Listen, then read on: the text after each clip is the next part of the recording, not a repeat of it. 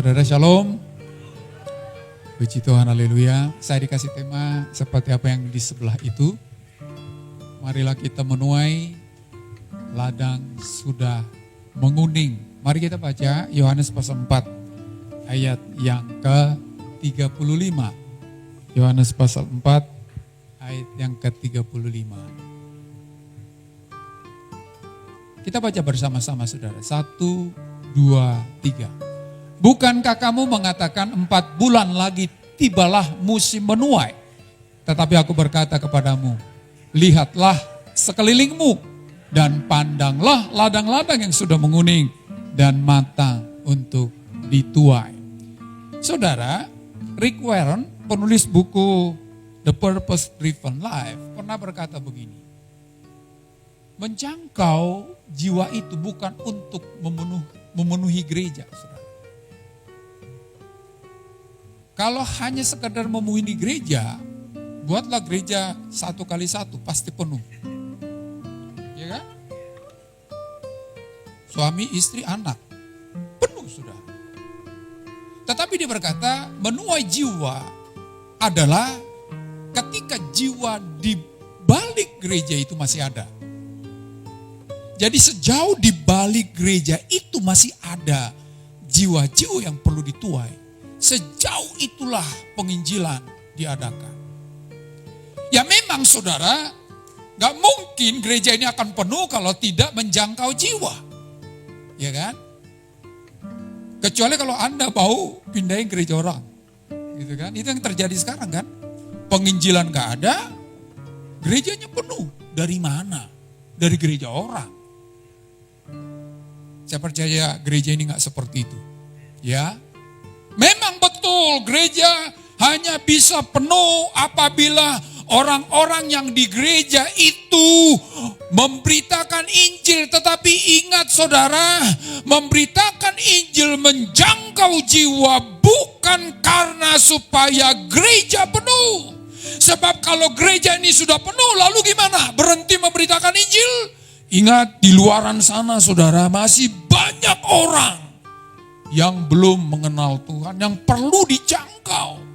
Saya bersyukur gembala di sini memiliki hati misi, saudara. Ingat, jangan cuma gembala yang memiliki hati misi, biarlah semua juga jemaat di sini menyadari bahwa di luar sana masih banyak orang-orang yang perlu dijangkau, masih banyak orang-orang yang masih menuju ke dalam kebinasaan, dan itu tugas kita, saudara.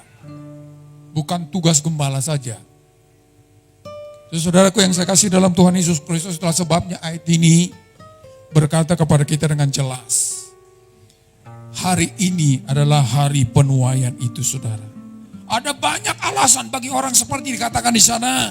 4 bulan lagi baru ada panen, tapi aku berkata kepadamu, lihatlah ladang-ladang yang sudah menguning dan matang untuk dituai. Ada 2 kata yang perlu kita renungkan di sini saudara. Kata siap. Coba dibuat tengah di situ. Kata siap. Ayo. Nah, ini dia. Kata siap. Kata siap diambil dari kata ede. Yang menunjukkan waktu yang telah berlalu. Tetapi saudara, masih terjadi sekarang. Dan terus akan terjadi. Itu arti siap saudara. Jadi ada banyak orang Kristen hari ini berdalih. Oh belum waktunya. Padahal sudah terjadi 2000 tahun yang lalu. Dan sekarang terus terjadi. Artinya apa? Penuaian itu saudara sudah siap. Hanya dibutuhkan penuai saudara. Maka suatu saat Yesus juga berkata, mintalah kepada pemilik ladang itu supaya dikirimkan penuai. Saudara, saya mau berkata ini. Bukan saya tidak mau ada saingan saudara. Ya Pak German ya.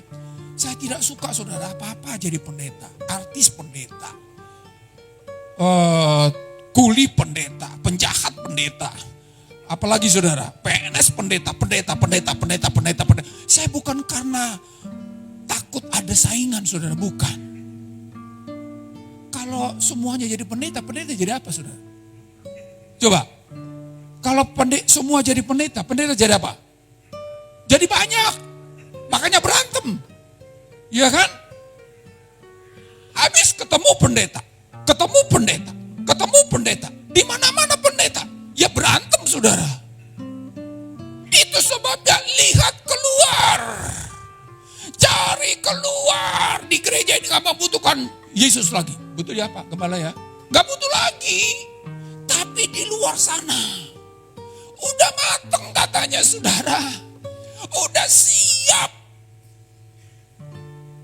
Kata yang kedua saudara. Kata matang, kalau sudah baca dalam bahasa aslinya saudara, dikasih di sana putih. Bahasa aslinya. Di sini bilang kuning atau apa ya? Kuning ya? Ya bahasa kita kuning ya. Lihatlah sekalian pandang lalat sudah menguning. Artinya sudah tinggal dipetik. Ini metafora saudara. Sudah siap diambil. Jadi gak butuh lagi waktu ditunda-tunda. Siapapun Anda, baik Anda masih muda, atau sudah setengah tua, atau udah tua sama sekali. Tuhan berkata, lihat sekelilingmu. Milikilah keinginan yang menyadari bahwa di sekelilingmu itu matang untuk dituai saudara. Nah persoalannya, apakah kita sadar akan hal itu? Sadar gak kita? Kadang-kadang kan aku kan bukan siapa-siapa, Pak, saya jemaat biasa. Saudara, kalau cuman pendeta yang suruh memberitakan Injil, dunia ini tidak akan tercapai. Bayangin saudara, apa kurangnya Yesus? Dia Tuhan, Maha Kuasa, tapi saya mau kasih tahu, Yesus sendiri gak bisa menjangkau dunia ini seorang diri. Itulah sebabnya disiapkan 12 orang. Untuk apa? Supaya lewat 12 orang ini mentoel yang lain saudara. Menggugah yang lain. Mengingatkan yang lain. Ingat Bapak Ibu. Gereja ini hadir. Dan terus akan hadir. Bukan karena gembala semata. Tetapi saudara-saudara lah menjadi ujung tombaknya. Kalau bisa Yesus mau tinggal di sini kalau nggak butuh orang lain. Tapi dia sadar gak mungkin walaupun dia Maha Kuasa. Itulah sebabnya diperlengkapi 12 orang. Supaya 12 orang ini memperlengkapi lagi sebisa mereka yang bisa diperlengkapi. Supaya yang diperlengkapi ini memperlengkapi lagi-lagi orang-orang untuk bisa menjangkau jiwa. Kenapa? Sudah matang saudara. Ada dua hal yang perlu kita harus sadari dari dua kata ini saudara. Pertama, ingatlah penjangkauan jiwa itu adalah sekarang ini. Saat ini saudara. Kita dipanggil untuk tidak menunda tetapi untuk bertindak. Itu. Siapa itu? Ya di sekitar kita. Saudara, gak kebetulan orang-orang Tuhan tempatkan di sekitar Anda. Gak kebetulan engkau berteman dengan si Joni. Ada temannya si Joni di sini. Gak kebetulan engkau berteman dengan si Badu. Gak kebetulan. Atau gak kebetulan engkau berteman dengan si Susi. Gak kebetulan. Gak kebetulan engkau berteman dengan si Mawar. Gak kebetulan. Kenapa? Ada maksud Tuhan. Karena hanya lewat dirimu lah. Si Mawar, si Badu, si Joni, si Susi bisa dijangkau. Saya gak bisa menjangkau mereka. Karena apa? Karena saya gak punya akses untuk mereka. Jadi milikilah kepekaan bahwa si Badu Tuhan taruh di sekitar hidupku. Supaya si Badu saya bawa kepada Tuhan. Jadi Anda punya akses dengan hidup orang. Tidak kebetulan saudara. Ini waktunya. Jangan lagi, wah aku masih muda nanti aja sudah tua. Waduh, jatuh tuh buah. Kenapa? Udah mateng. Kalau buah mateng di pohon, jatuh saudara. Alias apa? Busuk. Jadi sebelum dia jatuh harus dipetik saudara. Ada ada banyak orang hari ini tidak terima Tuhan Yesus karena bukan mereka menolak Tuhan Yesus. Karena apa? Karena gak ada orang yang memetik mereka, saudara. Gak ada orang yang menuai mereka. Karena apa? Karena kita masing-masing sibuk di gereja. Saya senang melihat ada 90 komsel ya. Tapi ingat saudara, jangan cuma ketemu-ketemu itu aja.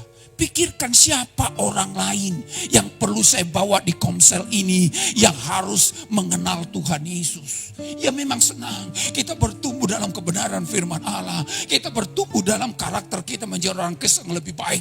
Tetapi adakah orang-orang yang di komsel ini berpikir siapa yang mau saya ajak? Siapa yang mau dibawa? Siapa yang mau diselamatkan?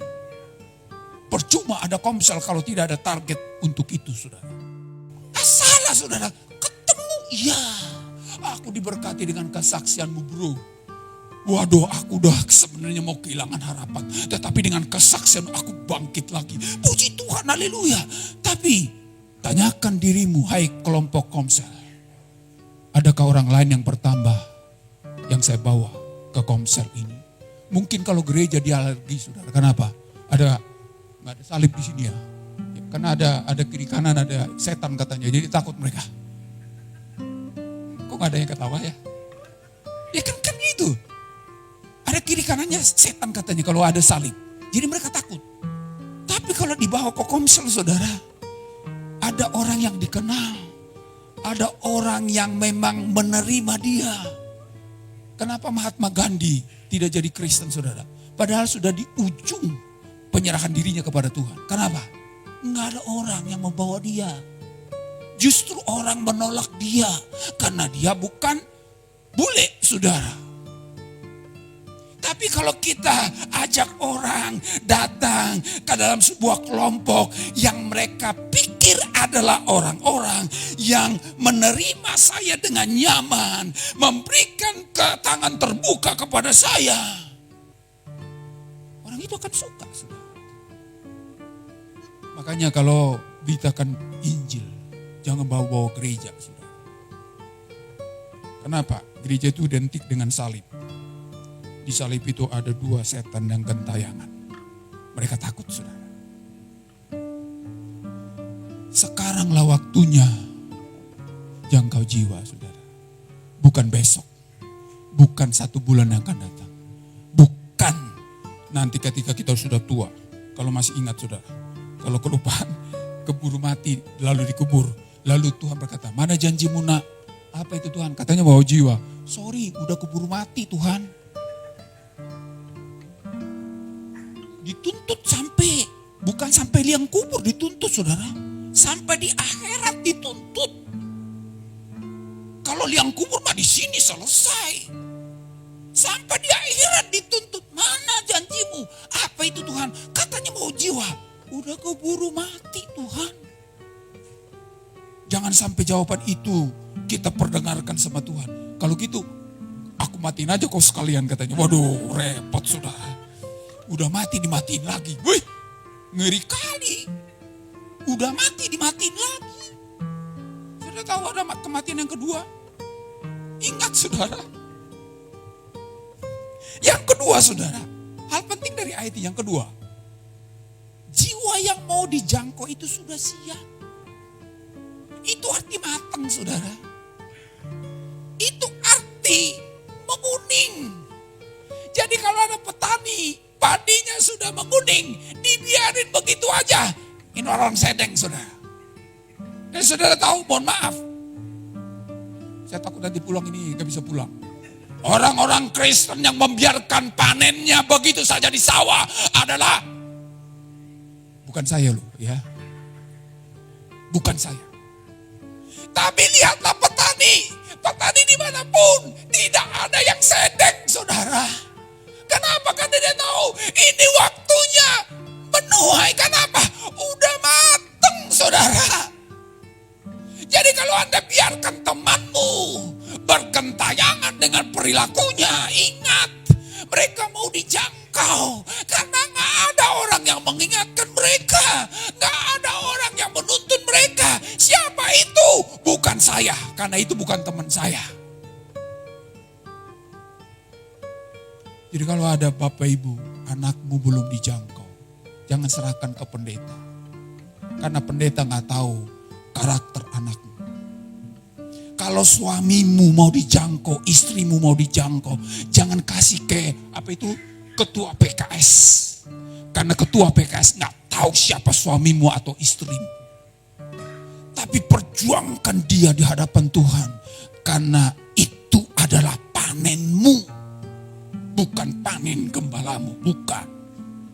Bukan panen PKS, bukan. Makanya perlu dilatih saudara, nanti kita akan lihat. Tuayan sudah siap saudara. Panen sudah siap. Jangan berdalih lagi saudara. Saya kan bukan pendeta Pak, saya udah bilang tadi. Udah kebanyakan pendeta sekarang. Gak usah ditambahin lagi. Gak usah. Salah gak saya Pak German? Kebanyakan pendeta pusing saudara. Tapi ingat, sebanyak-banyaknya pendeta, orang yang beritakan Injil masih dibutuhkan. Sepenuh-penuhnya gereja ini, saya berdoa, gereja ini bertambah 2 kali lipat.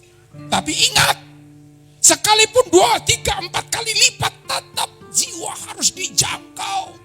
Ada gereja hari ini Pak, yang gini aja udah susah digembalakan. Makanya jangan maruk.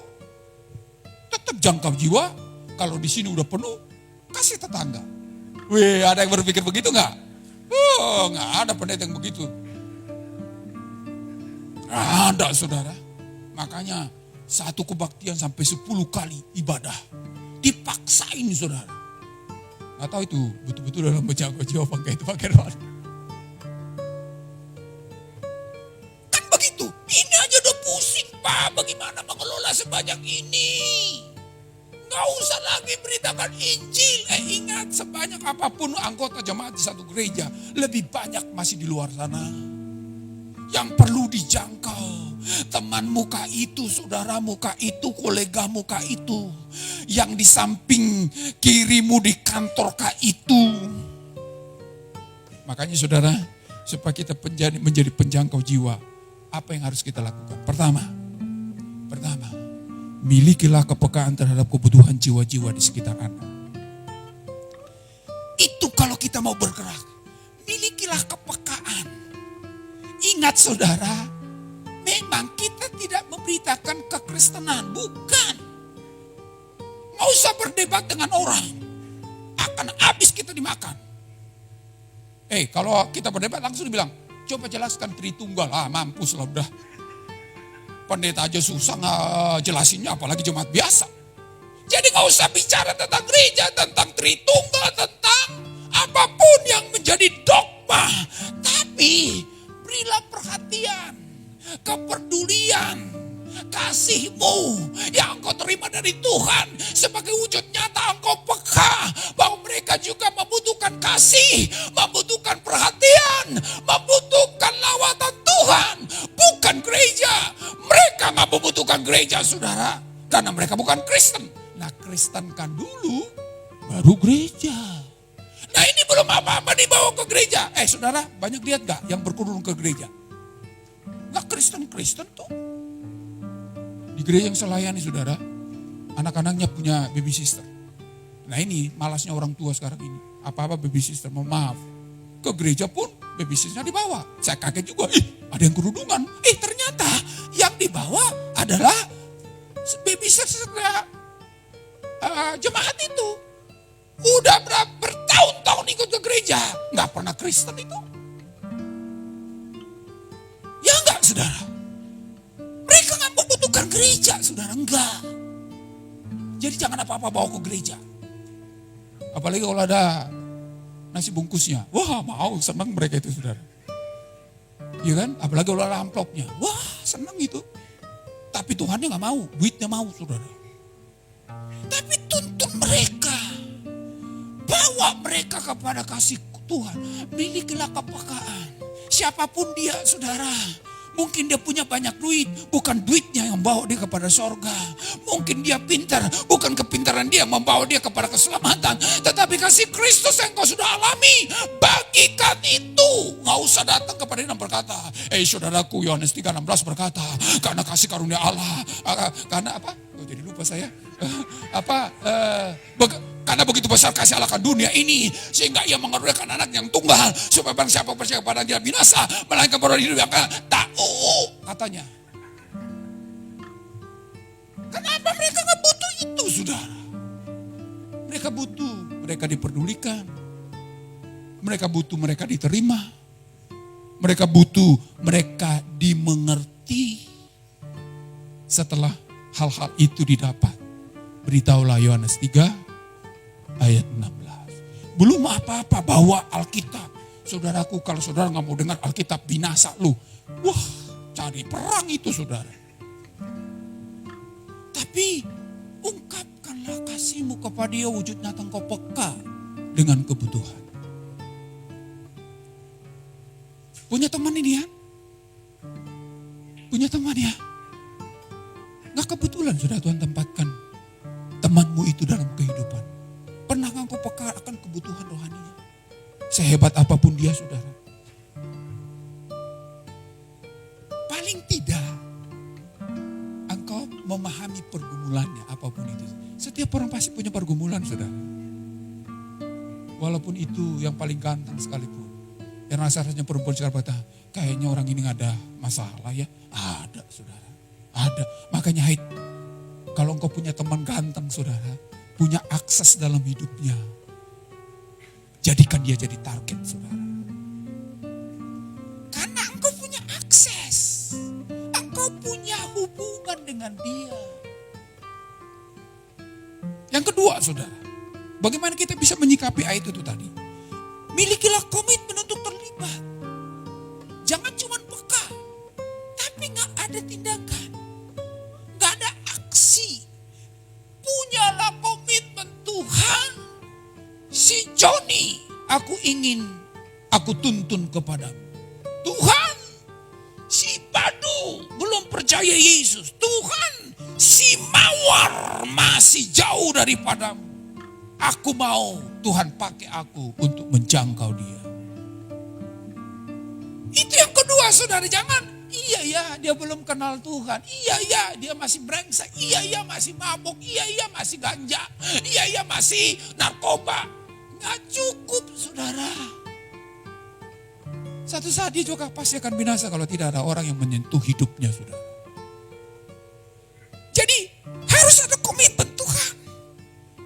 Si Badu tidak akan mungkin selamat kalau tidak ada orang yang beritahu kepada dia. Pakai aku untuk memberitahu. Jangan jadi penonton, saudara. Jadilah, ya memang penonton itu lebih jago memang. Saya ini gak terlalu jago, memang gak bisa main bola saya. Tapi soal harus ke kiri ke kanan ditembak, saya paling jago itu. Harusnya kiri, nih bodoh amat nih orang itu udah bebas loh, masa ditembak langsung. Memang nih maruk nih orang, ini lebih jago kan.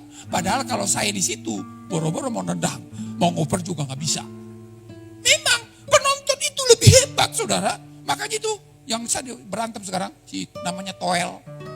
Suruh mundur pelatih yang dari Korea itu, saudara. Lebih jago dia. Kenapa? Cuman komentarin doang. Coba dia ngelatih. Sampai gak di babak ketiga. Boro-boro. Babak satu aja udah keok. Kenapa? Pengamat. Kan gitu, saudara. Baca itu, saudara. Supaya kita connect ini. Yang namanya Toel itu saya gak tahu nama persisnya. Yang suruh mundur itu si Taeksang. Apa itu? Taeksang kok itu, saudara. Yang dari Korea.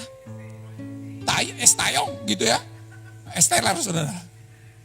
Mundur karena gak becus kata. Padahal sampai sekarang masih bermain itu, saudara. Coba kalau dia ngelatih, bisa apa enggak? Boro-boro, saudara. Tapi itulah pengamat. Lebih tahu, lebih ngerti. Coba jadi pelaku, babak belur. Saudaraku, jadilah pelaku. Memang gak mudah, iya. Akan ada kekalahan dalam sebuah pertandingan. Ingat, gak pernah ada sebuah kesebelasan ketika bertanding kalah melulu. Ada gak? Ada ya. Dalam hidupnya kesebelasan itu gak pernah menang. Ya makanya bertandinglah dengan kesebelasan RT. Supaya menang. Jangan kesebelasan kecamatan. RT pasti menang. Makanya ingat saudara. Kalau kita menjadi pelaku. Ada air mata memang. Tapi ingatlah. Gak semua tangisan. Ada susahnya memang. Tapi gak semua akan susah. Jadilah pelaku saudara. Libatkan dirimu. Jangan hanya jadi penonton saudara. Penonton itu bikin ribut aja saudara. Iya kan? Kalah bikin ribut. Menang juga ribut saudara. Saking euforianya mabok kan. Ngancurin itu tuh. Kalau kafe-kafe saudara. Ribut juga. Itu penonton. Tapi kalau engkau pelaku. Walaupun memang ada air mata saudara. Makanya dibilang orang yang menaburkan kabar baik dengan mencucurkan air mata. Akan pulang dengan bersorak-sorai. Nilai dari sorak-sorai itu akan lebih kalau Anda mengalami mencucurkan air mata. Engkau akan melihat jiwa-jiwa itu sebagai persembahan yang lebih mulia. Karena engkau persembahkan dengan air mata. Oleh karena itu saudara libatkan. Punyalah komitmen menjadi pelaku dari pemberitaan kabar baik. Dan yang ketiga adalah saudara, milikilah langkah konkret. Saudara kadang-kadang kan gitu Tuhan. Pakai aku Tuhan, urapi aku Tuhan, penuhi aku Tuhan. Tapi di gereja melulu. Ini udah pada ikan yang sudah ketangkap ini. Gak perlu lagi dikail. Kecuali kalau dari gereja lain, kail lagi di sini. Mau gak saudara? Gembala akan berurusan dengan saudara kalau saudara dikail lagi. Milikilah langkah konkret dalam mewujudkan kepekaan dan komitmen tadi. Caranya gimana? Nah, ini praktisnya sudah pertama. Doakanlah orang. Targetmu siapa? Si Badu Tuhan. Si Joni. Gak usah banyak-banyak. Gak usah. Kalau engkau serius mendoakan orang. Gak usah banyak-banyak. Jangan terlalu oh Tuhan, aku mau jangkau seluruh RT-ku. Terlalu muluk. Terlalu muluk. Di RT-mu siapa? Sebut namanya. Paling gampang itu sebenarnya orang pacaran loh saudara. Banyak orang Kristen sekarang gak peduli dengan pacarnya. Lihat nanti aja. Kalau memang itu dari Tuhan pasti akan percaya. Siapa bilang? Enak aja lu. Kalau lu gak percaya, gak beritakan Injil kepada dia, gimana mau percaya? Itu kan kata firman Allah. Bagaimana mereka mau percaya kalau tidak ada yang dipercayai? Bagaimana ada yang dipercayai kalau tidak ada yang memberitakan sesuatu yang dipercayai? Bagaimana ada orang yang memberitakan sesuatu yang dipercayai kalau mereka gak diutus? Ada sebab akibat saudara. Yang pacaran. Ada yang pacaran gak di sini? Gak kebetulan kau pacaran sama dia. Jangan buru-buru mikirin merit. Enggak. Nanti juga Tuhan aja. Enggak, sudah enggak. Kalau engkau enggak bergerak, Tuhan juga tidak akan jawab. Karena enggak mungkin lagi Tuhan berkata, anakku, kamu mau menikah sama dia kan Kristen dulu. Enggak bisa, saudara. Makanya doakan dia. Siapapun, mungkin temanmu di kantor. Atau mungkin suamimu, atau istrimu, atau anakmu. Bawa sungguh-sungguh di hadapan Allah di dalam doa. Tangisi dia di dalam doamu dan berkata, Tuhan kalau engkau tidak menyelamatkan dia, binasa. Siapa kira-kira yang Tuhan tempatkan di sekitar hidup Anda? Saya katakan tadi gak kebetulan. Engkau punya teman. Nah kadang-kadang kan begitu. Dia Kristen, temannya juga Kristen. Iya kan? Supaya kita tidak dipengaruhi oleh dunia ini. Ya udah, angkat aja udah dari dunia ini. Ya kan? Supaya kita tidak dipengaruhi dunia ini. Udah diangkat aja udah. Tapi Anda masih ada di sini. Ketemu dengan si Tono, si Tini, si Badu, si Marta, si Mawar, si Susi. Ada sih namanya karena ia mau supaya ia menjadi targetmu. Bawa di dalam doa, saudara. Bukti engkau punya komitmen. Sebut namanya. Jangan karena engkau naksir dia, jangan. Laki sama laki, perempuan sama perempuan. Kalau engkau berdoa sama perempuan, ini nggak ini lagi nanti, nggak murni. Makanya laki sama laki, perempuan sama perempuan. Ya kalau bisa macam-macam juga nggak tahu lagi saya. Tuhan si Badu, dia belum mengenal Tuhan. Ini menjadi doaku. Beri kesempatan untuk beritakan Injil kepada dia. Karena kalau tanpa aku yang beritakan Injil, atau tanpa dia dengarkan Injil, gak mungkin dia selamat. Mau saudara-saudara, amin? Jadi Pak Gembala sudah merindukan di Natal ini ada kado. Nah sekarang Natal sudah bergeser, saudara. Saudara pikir ketika Natal apa yang saudara pikirkan? Dapat kado kan? Yang ulang tahun siapa? Yang dapat kado siapa? Aneh saya. Di dalam keluarga kami ada undang-undang tak tertulis. Siapa yang ulang tahun harus traktir seluruh anggota keluarga. Makanya kalau saya ulang tahun, udah mikir saya, bagaimana cara bayarnya? Ya kan? Kenapa? Yang ulang tahun siapa? Yang keluar duit siapa? Biasanya yang ulang tahun dapat kado. Kadonya apa? Bukan ini, bukan. Gak tahu ini ada isinya apa enggak. Bukan ini kado ke Tuhan Yesus, bukan. Apa? Jiwa. Punya target Tuhan. Berakhirnya tahun ini aku mau kasih kado spesial. Bukan coklat Tuhan, tetapi jiwa yang dipersembahkan kepada. Harus pun, walaupun misalkan saudara target dia, bisa kan target terpenuhi atau meleset kan? Bisa kan? Gak usah nangis. Tuhan, apa latih hidup tahun 2025? Gak ada kado yang saya bawa kepadamu. Cup, kata Tuhan. Tapi tetaplah punya komitmen. Aku mau doakan si Badu. Kecuali kalau si Badu udah nolak. Pilihlah si Joni. Joni menolak, pilihlah si Mawar. Kalau Mawar menolak, pilihlah si Susi. Jangan habiskan waktumu padahal si Susi udah nolak. Masa kita nembak sama orang. Dek, kita pacaran dong. Sorry bang, kita temanan aja. Udah alihkan ke yang lain. Udah dibilang kita temanan aja kok masih ngotot. Gak bisa dipikirkan dek, udah matang bang. Kayaknya ada orang lain. Secantik apapun dia, kalau dia udah menolak, hargai. Kalau dia berkata, sorry pak, saya sudah punya agama, saya sudah punya keyakinan. Alihkan ke yang lama, masih banyak loh Bapak Ibu. Bukan hanya dia mau dijangkau, mungkin bukan kita yang jangkau dia, orang lain. Tapi alihkan, jangan habiskan waktumu hanya ke dia. Ada yang lain. Yang kedua saudara, apa? Jadilah saksi. Saya udah katakan tadi saudara, gak usah bawa Alkitab. Ingat para gembala. Apa yang dilakukan setelah mendengar berita itu? Mereka bertemu dengan Yesus. Setelah mereka bertemu dengan Yesus, mereka memberitakan apa yang mereka dengar, saudara. Bukan apa yang mereka ketahui. Bukan. Artinya apa? Apa yang mereka alami. Kalau betul engkau sudah dijamah oleh Tuhan, itulah yang dibutuhkan di diri si Joni tadi. Bagaimana hidupmu yang lalu diubah oleh Tuhan.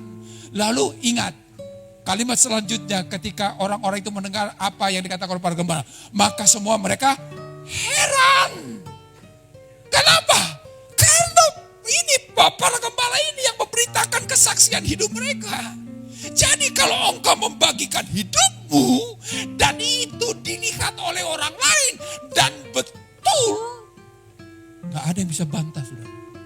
Sehebat apapun engkau mengajarkan Tritunggal, gampang dibantah oleh orang. Tapi sesederhana pun engkau memberitakan hidupmu yang telah diubah oleh Tuhan, orang gak bisa bantah saudara.